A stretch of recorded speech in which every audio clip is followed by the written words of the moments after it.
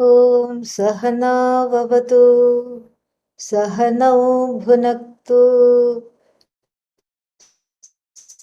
वीर्यङ्करवावहै तेजस्विनावधीतमस्तु मा विद्विषावहै। ॐ शान्ति शान्ति शान्तिः।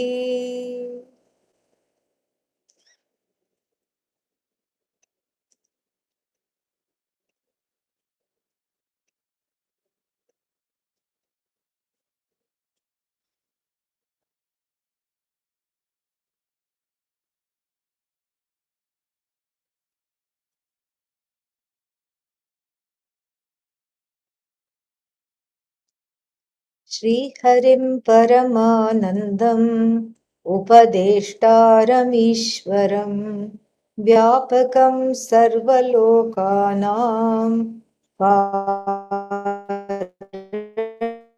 तं नमाम्यहम्। अपरोक्षानुभूतिर्वै प्रोच्यते मोक्षसिद्धये सद्भिरेव प्रयत्नेन वीक्षणीया मुहुर्मुहुः. Having understood the meaning of the second verse, we are in the process of understanding its place in the scheme of things. And what is its place? We have seen that every work in the Shastra has to, at the outset, talk about what is called Anubandha Chatushtaya. This is not part of the text, okay? This is something I wrote earlier and I haven't removed it so that we are still in the middle of it. Anubandha. Anubandha means that which brings everything together. Anu means in accordance to the principles that have been outlined, that which brings everything together. Chatushtaya means the fourfold factors which have to be discussed at the outset. Chatushtaya means a group of four.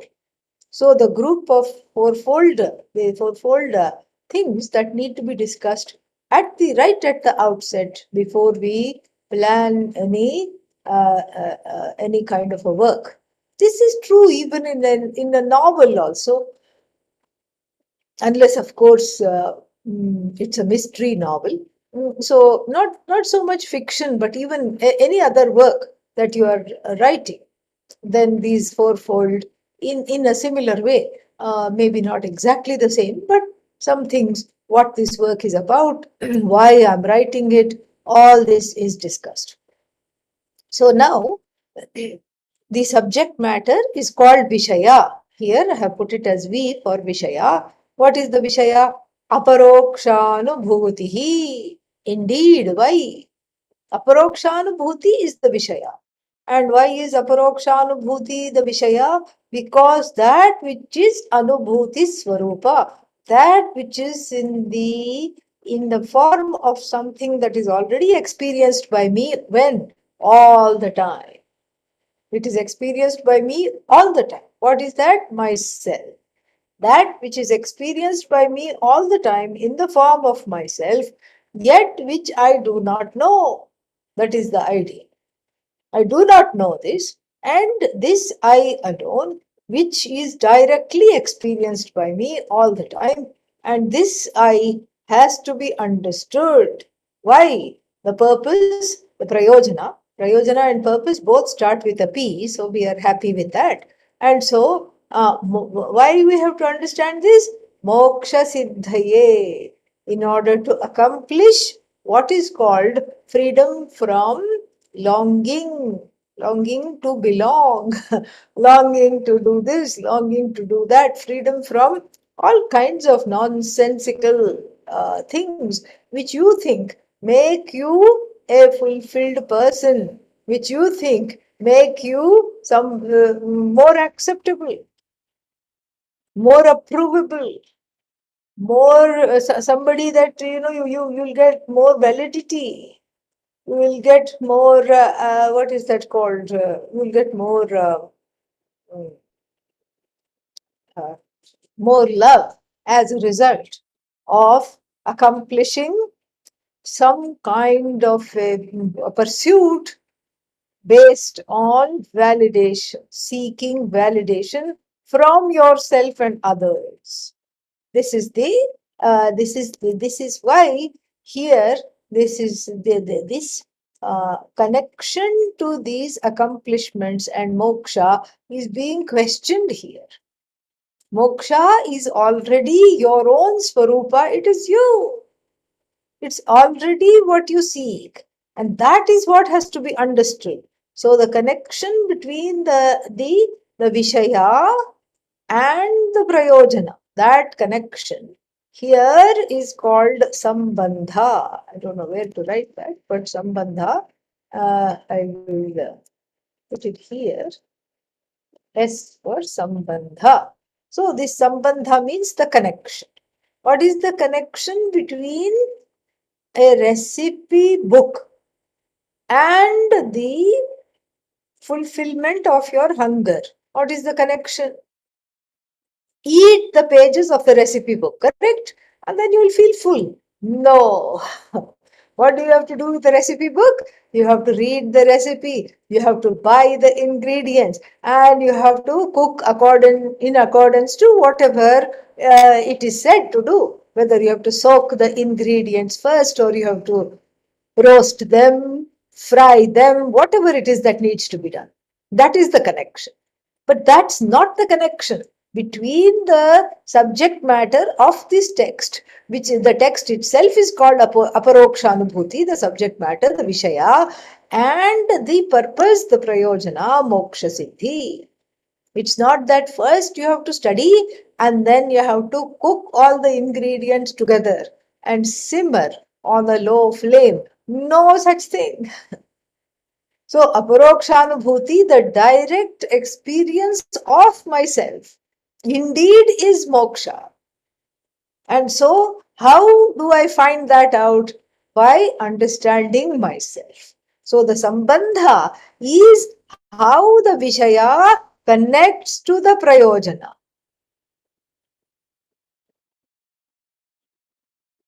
And the Sambandha, this S is also repeated here, how the Adhikari connects to the prayojana. Because what kind of adhikari? It's not for, this knowledge is not for dogs and cats, as I have said many times before. Even though many enthusiastic online students like to share with me that their pets are also listening to Vedanta. They are not listening to Vedanta. They are sitting there because you are sitting there. They are not fond of Vedanta, they are fond of you. Okay? And so, here, who is it for? It is for human beings, human jivas. How do you distinguish a human jiva from an animal? Very easy. Animal does not complain. Humans complain. Simple. Okay? And then, what kind of human jivas? Sadbhihi. Sad means, as I said, there are two meanings. One is Satpurushaihi, people who are dharmic. Sat means dharma, truth. On a relative level, that is the meaning.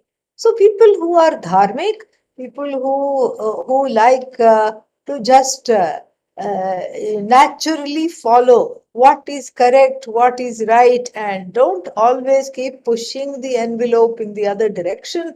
Don't always try to cut corners. And these are the people who are ripe for this study. Because what dharma, the following of dharma, what does it do? The pursuit of dharma puts has a kind of a, sings a lullaby to the conflict in the heart. There is always a certain kind of a conflict in the heart between the right and the wrong. I know this is a little iffy, but I really want to do this because I want this outcome. The ends justify the means. I really want it badly, so I'm going to cut corners. That's one inclination. But the other and the truer and the more what's that? The more pervasive inclination, the stronger inclination is to just go with the flow. There is a great joy in going with the flow and not always upsetting the apple cart all the time. Not always, being a rebel is exciting, but it gets tiring very, very, very, very, very fast. And so, from being a rebel, we learn how to revel in what is. That is the idea. And so here, sadbhihi, it doesn't mean that, oh, this person is very boring because they don't question the order. In fact, that's not true. From the standpoint of worldly, samsaric pursuits, etc., the Vedanta student is the biggest rebel. It's just that they have chosen the battle properly. Think about it. Think about what your relatives think of you, that every day you are sitting in front of the computer and listening to Vedanta. Think about that. They will think of you as a weirdo, and they will think of you as what's wrong with you.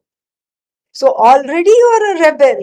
You don't have to paint the hair green to confuse the people whether the trees have started to walk and or not, and you don't have to paint the town red in order to be a rebel. Just because you are interested in that which is aparoksha, you are already a rebel from the standpoint of the world. They're all wondering, if the parents are alive, they are wondering, is this one adopted, or did the child get exchanged in the birthing center or the hospital? And they are wondering. And then, or they are wondering, they are thinking, what is it? Very few parents think, what is it that we did right? Generally, what do the parents think? What is it that we did wrong? That's what they are thinking. And friends, if you have any by this time, if you still have any by this time, the friends are thinking, a very good-hearted person, very helpful, and I will call them in a trice if I need something. But then, they just don't know what to talk. They are awkward, kind of nerdy, and they are just not interested in much. And they don't seem to have any opinion about anything. You say, oh, shall we do this? Shall we do that? They say, oh, whatever you want. It's okay. Anything is okay. And so they are a little funny. Little funny, these people are. So already one is a rebel. So one is a rebel in the most extreme sense of the word. One is rebelling against the setup of the entire society, which is based on the dysfunctional belief that one is bound, which is based on the nonsensical and dysfunctional belief that one is totally bound and one has to strive for freedom. So one is rebelling against that belief. One is also rebelling against the belief that one has to have a standing in society, name-wise, fame-wise, money-wise, etc., people-wise. And then all these whys, one has to have a following, one has to have money, one has to have a standing in order to be somebody. It's questioning that entire premise that you are already the most significant thing in the universe, and like a person sitting on a treasure chest and then having a begging bowl in the hand. Think about it. This person is sitting on a chest full of gold coins and everything. And then I'm saying, Bhavati Bhiksham Dehi, I don't have anything, please help me. I'm sad and I'm upset and I need your help. Love me, help me, take care of me. That is what you are rebelling against. How much more you want to rebel? How much more can you rebel? This is just turning the entire uh, What is that? Mass perception. Entire perception of the entire society, not just in your little community, not just in your country, but in the whole world and any other world where complaining human beings can exist or human-like people exist. Any other place where there are complaining beings, this same maxim applies. You are turning the whole society upside down. So, and then when you do that in keeping with dharma, which is a manifestation of Ishvara, which is a universal law, which is a manifestation of Ishvara, then there is a kind of a peace in the heart which makes one ready for this knowledge. Because the conflict between right and wrong, what I should have done and what I am actually doing, between the knower and the doer, eases up. And for Vedanta, Vedanta study is not accomplished in a split heart, in a heart that is divided. Why? Because it's all about non-division. And non-division starts internally. So therefore, sadbhihi eva, the eva kara here, the eva means only by such people who have dared to question the entire establishment of the transactional reality, the need for the give and the take, the need for all these actions based on some kind of, preferred results, the need to manufacture the results of action, all these things are questioned. But at the same time, there is peace in the heart, a peace that is resulting from the understanding I am in the right place, I am in the right time, and everything is okay. I don't have to do anything else, and I just have to qualify for this knowledge. If there is any doing, any sadhana, that is qualifying for this knowledge. So that qualification is called prayatna here. Prakarshena yatna. The cultivation of the qualifications. But where are the qualifications? They will come, don't worry. Starting the next verse, all the qualifications from, as I said, from verses 2 to 11, they all deal with the adhikaritvam or the qualifications needed for this pursuit.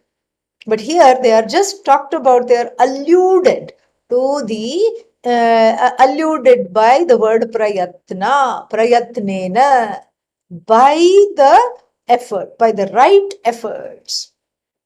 By the right effort, vikshaniya, may one look into, not look literally, but look into. Look into vikshaniya, feminine, because it qualifies aparokshanubhuti, which is also feminine. Aparokshanubhuti vikshaniya. How? By whom? Sadbhihi. Sadbhihi aparokshanubhuti vikshaniya. How? Muhurmuhuhu. Muhurmuhuhu means again and again. Kind of an adjectival usage here. Again and again. Meaning repeatedly. But isn't it enough that I look at it once? Why should I have to keep looking at it? Because it all hinges on this sadbhihi here. It's the extent to which I have a clear antahkarana, and that will be talked about a little later. Clear antahkarana means an inner infrastructure, mind, buddhi, etc., that is free of strong prejudices, preferences, and the extent to which I have that is the extent to which this knowledge is internalized. So when I listen to something the first time, then what happens when somebody listens to something for the first time, one gets just a little bit. That's why one signs up for the next text. Yeah, next text will give you a little more. Oh, I love this text. People come and say, I love Kathopanishad. Why do you love the Kathopanishad? Because it has this particular mantra. Na tatra suryo bhati, etc. Oh, but the Mundakopanishad also has that. Then why don't you love the Mundakopanishad as well? Oh, does it have that? How come I missed it? That's exactly what happens. Well, it gets missed. It gets some things get missed and some things get dismissed. Both are there. It doesn't apply to me. This is not for me. This is for somebody else. But actually, surprise, surprise, it is for you. It is not for anybody else. And then so the clarity comes with repeated enquiry. That enquiry is called viksha. Here is referred to by the word vikshaniya. And it's not that you should just sit with Aparokshanubhuti, the text. Here we have a pun on the word Aparokshanubhuti. Aparokshanubhuti is both the text and the subject matter. So it's not that you have to keep looking at the Aparokshanubhuti or the text all the time. Here we are talking of the subject matter Aparokshanubhuti, which is the truth of yourself, which is always directly experienced. That has to be looked into with the help of many, many, many texts. So this accomplishes what is called Anubandha Chatushtaya.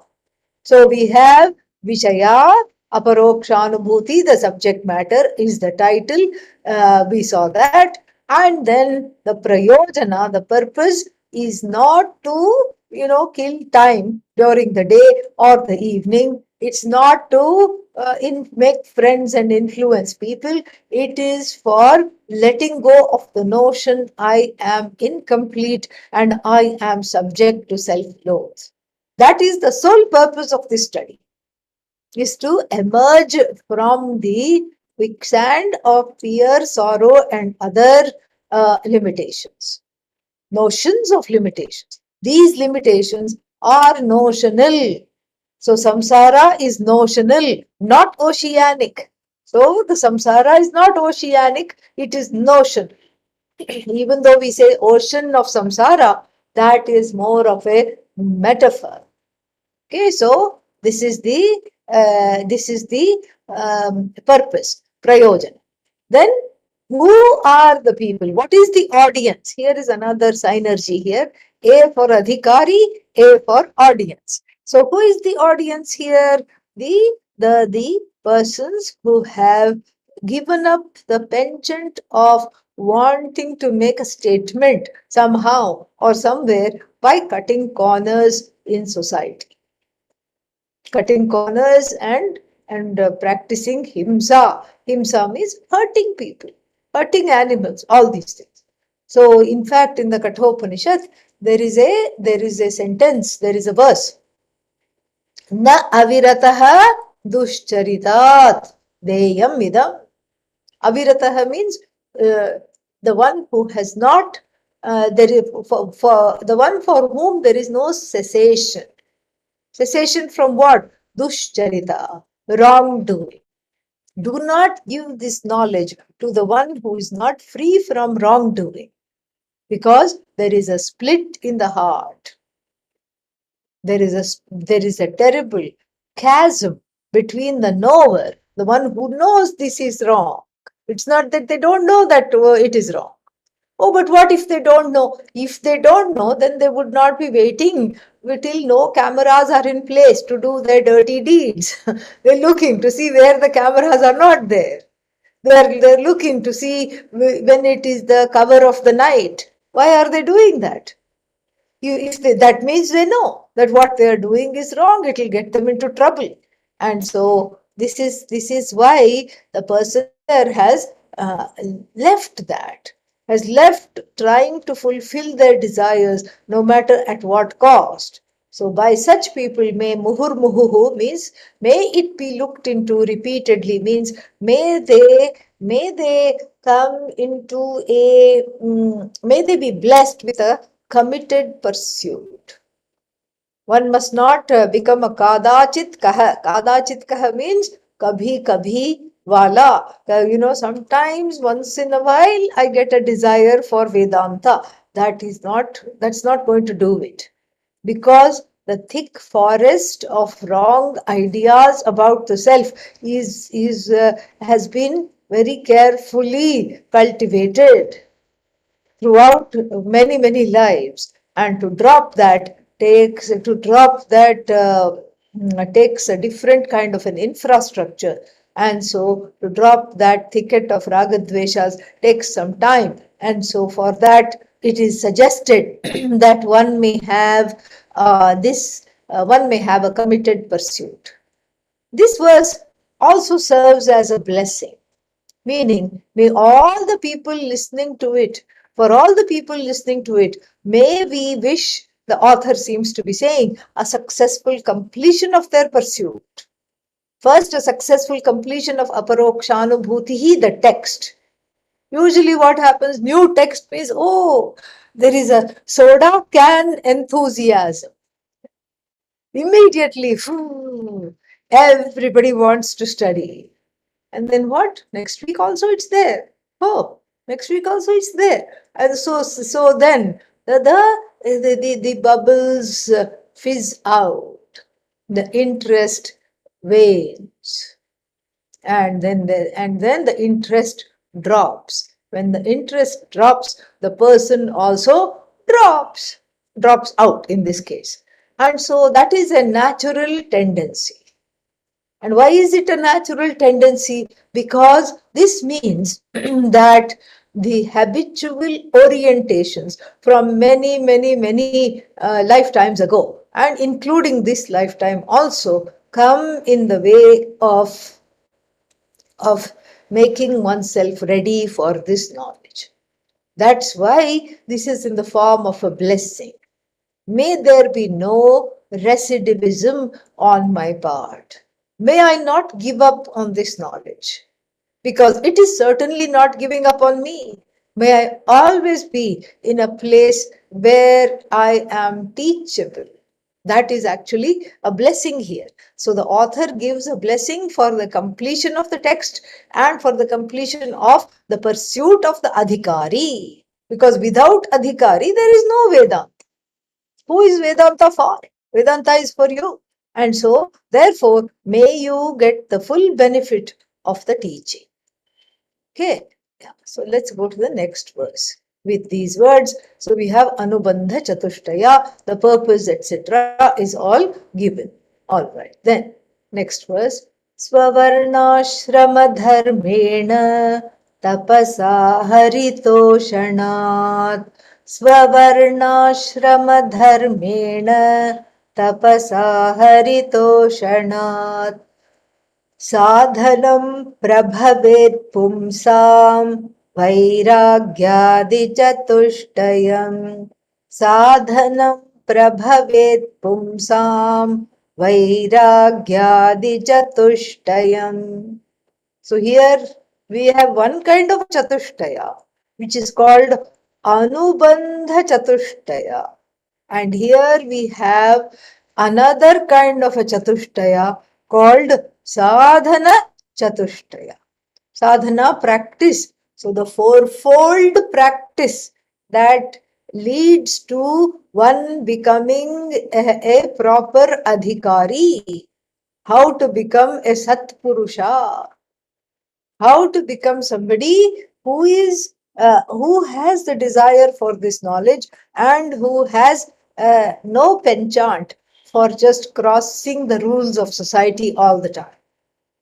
How to turn into that? And then here it says that you have to cultivate 4 values. Only 4? Yes, you can do it. Only 4 values. See how easy Vedanta is. You have to have 4 things. And then when you have these 4 things under the belt, then you get this knowledge very easily. So this is what the third verse says. Let us look. Swavarna ashrama dharmena. So I cultivate these 4 things, and then there is a nice, what is that called? A pathway given for the cultivation of the 4 things. Swa means one's own. Varna means dharma here, swadharma. Then dharma is already there, it has to be repeated. So varna has to be taken as dharma. So dharma and varna. Okay, swavarnashrama dharmena. So swadharmena and ashrama dharmena. Dharma here is not the distinguishing between the right and the wrong. Dharma here means the attributes of a particular station in life. And whatever I have to do, my duty in life. This is what is called Varnashrama Dharma. That is actually the most, what should I say, the modern explanation. I will also give the ancient explanation a little bit later. So the modern explanation is this. The contemporary way to look at Varnashrama Dharma is to see that, I have been born to this family. I have some duties there, whatever they might be, at least until the parents are alive. There are certain duties. And then after that, I belong to this particular town, this particular community. There are some duties as a citizen or a member of this community. Then there are certain duties state-wise. I have to file, at least in the states where the state taxes have to be filed, I have to do that. State-wise duties are there. Then as a citizen of the country, there are certain duties. So if I'm a citizen of the country, any country, one thing is sure, I cannot take up arms against the country. Naturally, that's what will make me a person who is who is engaging in treason.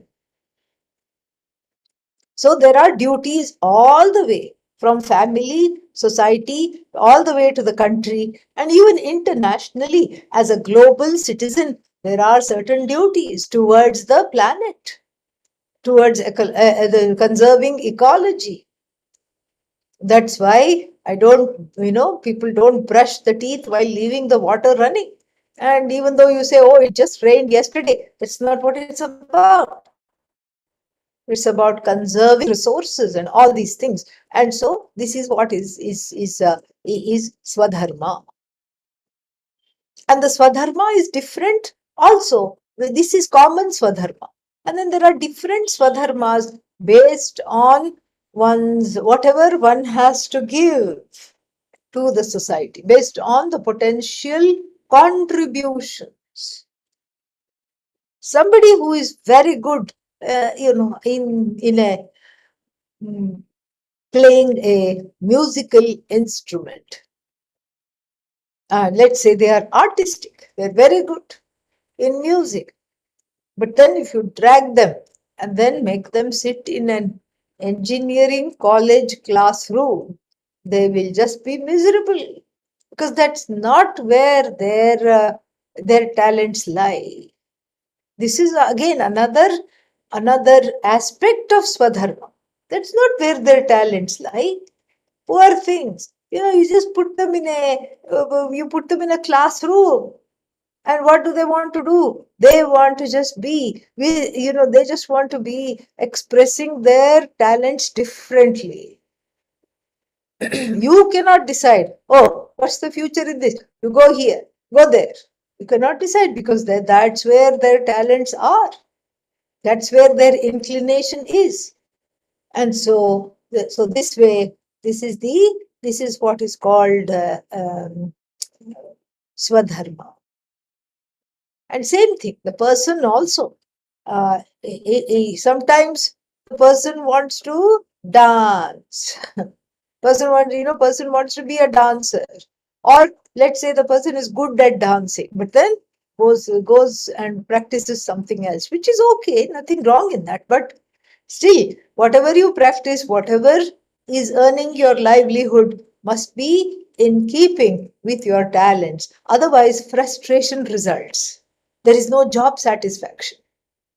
So generally, everyone, even without knowing the concept of Swadharma, they try to align their desires of not just desires, their abilities to what they want to do, what they kind of a livelihood. That is ideal. If your abilities are aligned with your livelihood, it's the most, it's the best expression of Swadharma. So, Swavarnashrama Dharmena, through making peace with who you are. And this is not about Satyam, Jnanam, Anantam, Brahman, that is a Brahman, that is not we are talking about.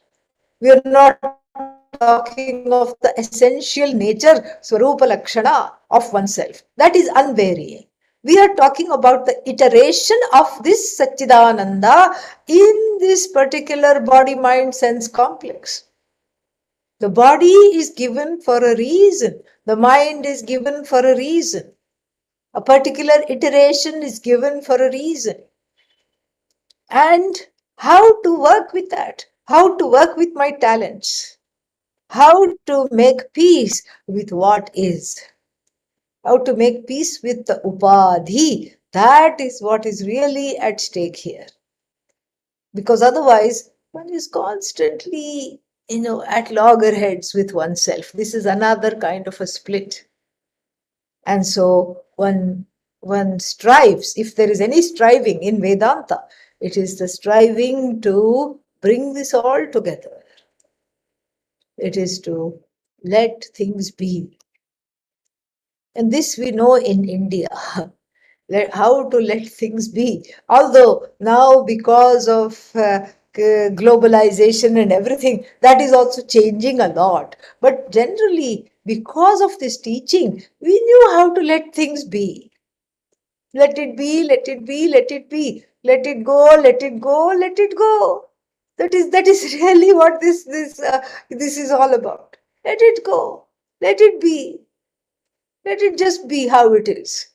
Why? It's not passivity. It is a creating an avenue for self growth to qualify for this knowledge. It is creating an avenue for contentment regardless of how many of my desires are fulfilled or not. And that's why you let it be. You just learn to make peace with what is. An in-law that behaves like an outlaw, doesn't matter. Let it be. You keep your distance as much as possible, etc. You do whatever duty is called for, but you let it be. Give them the freedom to be who they are. Because if you don't give them the freedom, what will happen? You lose your freedom in relation to them. That is what will happen. And so you let that be. Difficult life partner, let it be. Why? Because in the olden days, now we are switching to the older explanation, the ancient explanation of Swadharma, Varna, Ashrama, etc. So in the ancient days, you never met the person. You saw them for 5 minutes, that's all, at best. So you didn't meet the person, you didn't have a time to date them. The horoscopes dated at the astrologer's house. They spent time there talking to one another. And in a way, the choice was deliberately taken out of the hands. I'm not saying this was a good thing or a bad thing. I'm just telling you how it used to be. The choice was deliberately taken out of the hands. And then what happened was that so where was the decision based? On Bhagavan. Because horoscope is Bhagavan. Planets are Ishvara, manifestations of Ishvara. So you see, this Ishvara that is marrying that Ishvara, where has Ishvara put the particular planets? And you try to make up for each one's flaws by, you do that. That's what the horoscope matching is all about. The horoscope matching is all about that. The horoscopes date, so you don't have to have the pressure of dating. And then what? And then you just go with it. You just go with it. when very rarely they would be, and then you just live with it because you are not interested so much in the marriage as in your own self growth. You grow out of the life partner, meaning you grow out of the need for that person to change, and then you also grow out of the desire for that marriage to be a particular way. That is the idea. That is what is considered a successful marriage. And so, there are, this was somehow it was like that. But it's not to be assumed that the people were very passive and all kinds of things. No, people were not passive. Even in the ancient days, in the great grandmother's time, and I'm told about this story. The great grandmother, in the family, in the birth family, was married at the young age of 11 and a half. Not even 12 she was. And the husband to be was, I think, 16 or 17. This was long ago. And then and of course they had not met each other. The horoscopes matched. So then they were not given a choice. And then the 11-year-old was dressed and then brought to the marriage hall. And the story goes that she took one look at this prospective groom and said, OMG, he is so ugly. And she ran away. She ran away and locked herself up in a room. And not only her mother was also upset. She said, I'm not going to give my daughter to this ugly looking fellow. If at 16 he's looking like this, think of how he will look like when he's 26. So she also knocked at the door and the daughter said, I'm not opening. And she told the daughter, no, I'm also with you. Let us lock ourselves up and teach these people a lesson. So the daughter opened the door slightly to let the mother in. And who was the mother? Great grandmother. Okay. Yeah. And then so and both of them stayed locked like that. No food, no bathroom, nothing for almost 8-9 hours. And the muhurta means that auspicious time where the marriage ceremony had to be done was gone. That was the idea, that once that is gone, at least there will be some time to negotiate and some time to do this. And that is what. And then in the meantime, the teenager, the person, the groom, the prospective groom, wrote one letter to the bride to be, and it was full of wisdom, somehow commandeered by a teenager at that time. Wrote the letter saying that I am not responsible for how I look. God made me how I look. I am not responsible for how my appearance is. But then he said, but I am responsible for how I behave. And I will always love you and be committed to you and give you no cause for complaint as long as I shall live. And he slipped the note underneath the door where they were locked after this hostage standoff, after 8 hours or so. And then the mother read the note, and this girl also read the note, and then they came out, and then another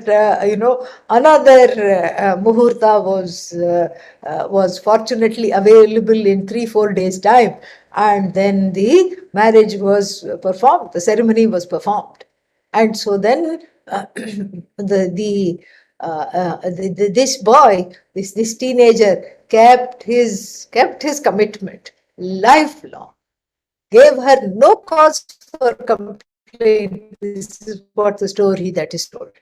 And so like this, it's not that everybody just, was passive and went with their whatever it was, their inclinations and everything, or whatever they were meant to do. There were things like this that we see. And but it was, but generally speaking, what is there is something very beautiful here. You know, from the time that you are a child, you know that you cannot have a say over the Jagat. The Jagat means the world. The world is how it is. You can't control the world, and you can't control other jivas. Even a dog has to be sent to obedience school. Even then you cannot control it. What to talk of people? So you can't control people, you can't control the world, you cannot control the laws of the universe. They are how they are. So the only thing you have a say over is yourself. So the world becomes karma bhumi, dharma bhumi. Dharma kshetre kurukshetre. That is how the Bhagavad Gita opens. This is why. Dharma kshetra, which is karma kshetra. Kshetra means the field. The field where my karma operates. The field where my karma gets exhausted. Why am I in this impossible situation? Because of karma. You can pray. You can do some parihara. All this is fine. You can do some upaya. You can do so many things. Remedies. You can do all that. But then one is in this situation because this is the fruit of the results of various karmas, either done in this or other lives. That's why one is in this difficult situation. So then, how to ease over those difficulties? Not by fighting with everybody all the time, or even by fighting yourself, not by hurting others all the time, or even hurting yourself. But this is done in a very interesting and a different way. The path to self growth is to outgrow all the things that bother you. Everything. Things about you, things about another, all the things. To outgrow them rather to change that which is difficult to change or even impossible to change. If it is possible, go ahead, no problem. But we are talking of those things that are extremely difficult or impossible to alter. There is only one place to take those things that are difficult to alter or impossible to alter. You take them at the altar of surrender and convert those things into a lifelong prayer to be able to become bigger than the situation that confronts you, to become bigger than the problems that confront you.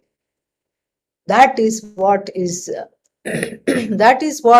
that is how the circumstances of one's own life, the difficult circumstances of one's own life, are converted into materials, into ingredients for self growth.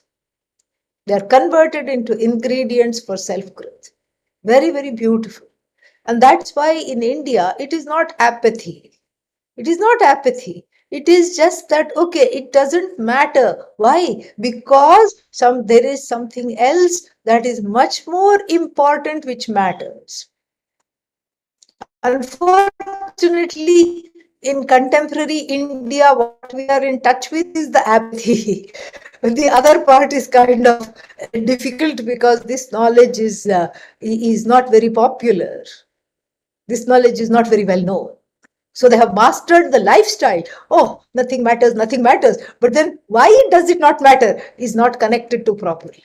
And that is what one has to make that connection. So, Swavarnashrama Dharmena. Then the next one, Tapasa. Tapasa here means through some kind of a lifestyle that is given to a measure of spiritual discipline and mental discipline. Tapas. Tapas is not Spanish snacks, okay? Yeah, that's also called tapas. But here this is a different kind of tapas. Tapas means tapaha, from up to burn. So the word tapas comes from the root verb to burn, because the tapas burns the karmas. Burns the karmas you don't want. And tapas also means that there is a little bit of difficulty. Difficulty should be there, meaning there is some sacrifice involved, even if it is sacrifice of creature comforts. That is also a certain kind of a tapas. So tapas includes meditation. Tapas includes karma yoga, an external tapas. Tapas includes what else? Tapas includes any kind of a dietary kind of a regimen you follow. Like these days, people are doing something for gut health. What is that called? Intermittent, intermittent eating or intermittent fasting. That is a kind of a tapas, because you have to go for food without food for how long? 14 hours a day, 16 hours a day. So your eating window is between between 10 and 4 or something like that, and the rest of the time you don't eat at all. And so this is called tapas. This is also an example of tapas. Ahimsa is a form of tapas. So tapas must not be taken literally as standing on one leg on the mountain top. That is also tapas. But then the tapas can take many, many forms. Vak tapas, meaning I only speak very little and only when needed. The rest of the time, there is not much purpose served in speaking. This is also tapas. There is vak tapas, there is karmendriya tapas. Karmendriya tapas means I will use my hands and legs and all the organs of actions only for Vedanta. Like that, some people make a kind of a vow, sankalpa. So this is tapas.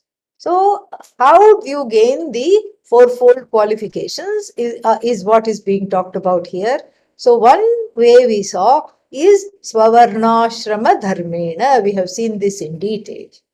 That you learn to let go of the things that are difficult or impossible to alter. You take them at the altar of surrender and you cry it out, you pray it out, and you learn to be okay with it. You become bigger than that which bothers you.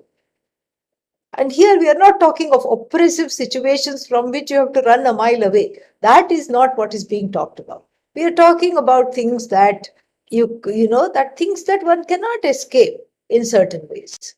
Things that have to do with maybe a chronic illness or something like that. And those kinds of things, or difficult circumstances in the life that are difficult to escape.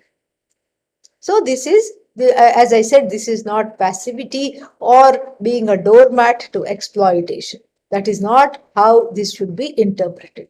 This we have seen in detail. Tapasa, loose meaning of the word tapas.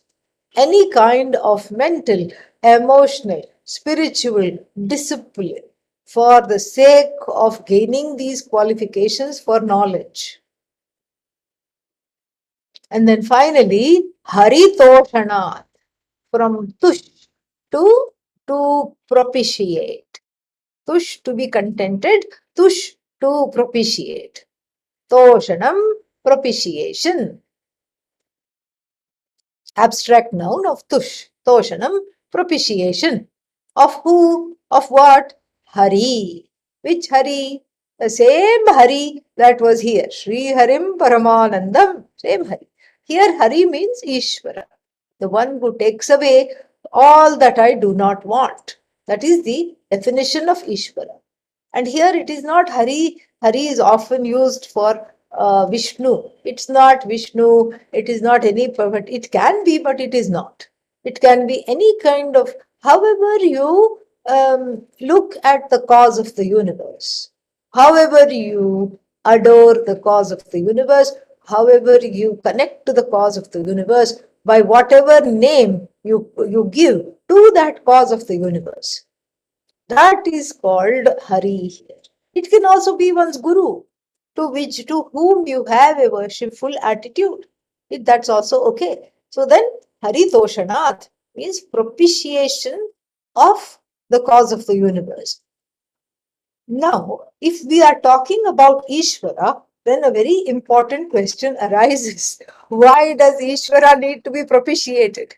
Here I am sick of pleasing all these people in my life. There are all these people I have to please for the sake of my own sanity, otherwise they will come after me.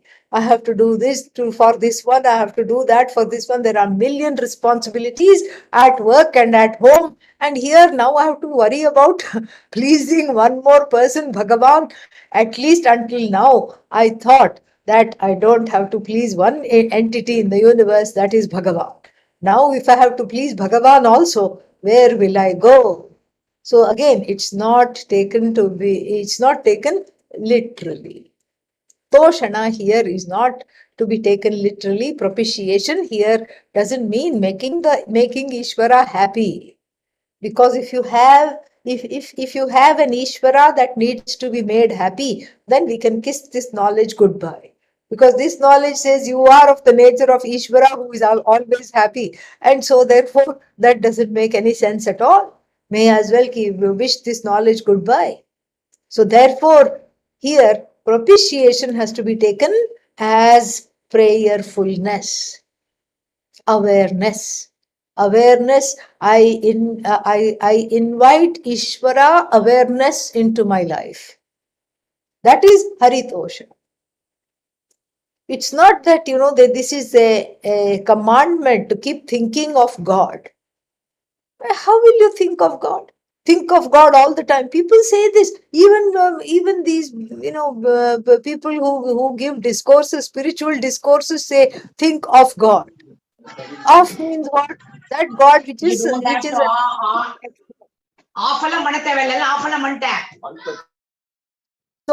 that God which is in the form of something that is an object that is enclosed by my thought. God is not an object because you are not an object. God is that sentient consciousness which is the only source of existence and which is limitless, all pervasive. That is what we call Ishvara, God. So God, if it is enclosed as an object of thought, like cat, like dog, like tree, orange, fruit, so many things, then the God becomes one more object. So okay, I'll follow the commandment and think of God. God, God, God, and then I'm doing walking also at the same time. Then suddenly I see dog. Okay, God is replaced by dog. What kind of a thought is this? And then again, I am not in God thought anymore. Then there is guilt feeling. Oh, God has been ousted by dog. How did this happen? Dog is an object of thought. Dog can be enclosed, by a thought. God cannot, because God is you. God is not an object. And so that is not enclosable by a thought. So then think of God means what? Invite Ishvara awareness at all times. It has got a different meaning here. It's completely different. And we'll be seeing that more next week. But just to tell you this, just in brief, it's got a different meaning. So how to be in God awareness? Whatever you see, that is Ishvara. That is the Ishvara, cultivating Ishvara awareness. Ishvarizing the universe. That is what it is. And next week we'll be seeing this in a greater detail with the help of a verse in the close of the 10th chapter of the Bhagavad Gita.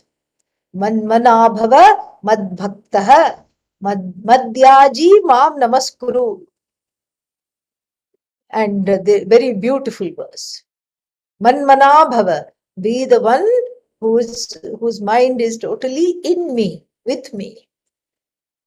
Mad bhakto bhava. Be a devotee of me, Lord Krishna says. And again, Lord Krishna is not taken literally as Lord Krishna with a flute at all, etc. But it is taken as Ishvara Tattva, Ishvara alone. Then Mad Bhakto Bhava Madhyaji. Madhyaji Bhava. Be the one who is worshipful all the time.